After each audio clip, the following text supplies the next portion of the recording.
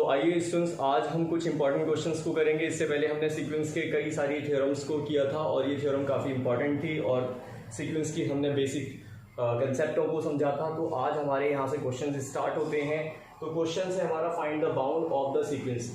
ये क्वेश्चन ऐसे भी पूछा जा सकता है, check for convergency of the sequence. तो सीक्वेंस कन्वर्जेंट है या नहीं, इस टाइप में भी क्वेश्चन आ सकता है। तो देखें, इसके लिए अब हमें क्या करना होगा। सबसे पहले ये सीक्वेंस जो है अगर बाउंडेड होगा तो हमें बाउंड मिलेगा। बाउंड कितना होगा ये हम कैसे पता करें, तो मैं इसकी लिमिटिंग वैल्यू को फाइंड आउट करूंगा। लिमिटिंग वैल्यू अगर एक फाइनाइट वैल्यू होती है तो उससे हम कह पाएंगे कि ये सीक्वेंस जो है बाउंडेड है और साथ ही साथ में वो कन्वर्जेंट भी है।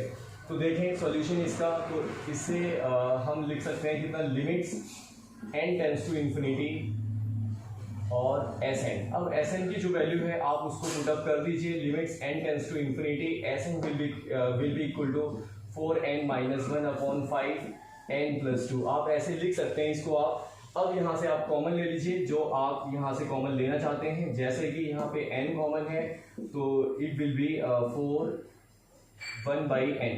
जब आप यहाँ से n को कॉमन लेंगे, इसके पास n है तो ये n तो बाहर हो जाएगा, बट इस पे n नहीं है तो अपॉन में आप n लिखेंगे।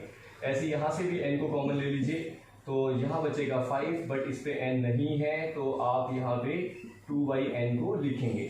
तो अब देखें, आप n से n को कट कर दीजिए और n की जगह पर इन्फिनिटी अब आपको पुटअप करना होगा। तो देखेंगे 1/∞ पुटअप कर दीजिए, लिमिट भी हटा दीजिए। जैसे ही लिमिट्स की वैल्यू पुटअप करेंगे तो लिमिट्स को हटाना होगा। तो ये आपने वैल्यू पुटअप कर दी है। तो अब अगर आप इसे सॉल्व करेंगे, 1/∞ याद रखें ये 0 हो जाता है, तो याद रखें 1/∞ विल बी इक्वल टू 0।